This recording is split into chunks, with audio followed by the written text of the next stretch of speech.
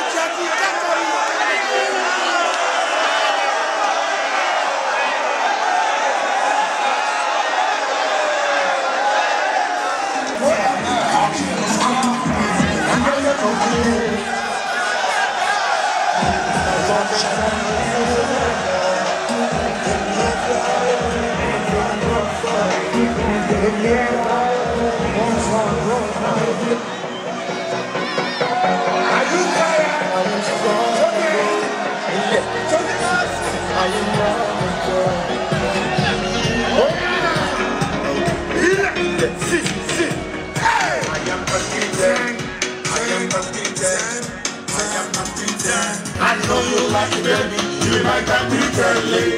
Every step I place now eat. Every step I take 1 minute. I'm the expert to the long shot. The import to the long for. I'm used to everyone. Come on, Agege. Oh yeah, let's say.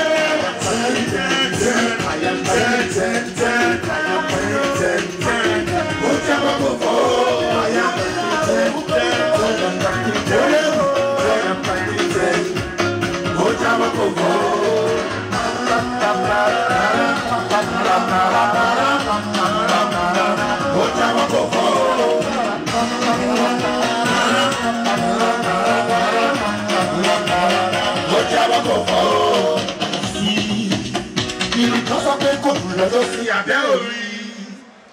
Òun láyé wá ń jó sí gọ́ngọ́ ẹ̀sọ́ photocopy sí credibility àdìgún ọmọ ọ̀yọ́ mọ́ mi function to function from your birthday to your wedding àdìgún ọ̀yọ́ ceremony.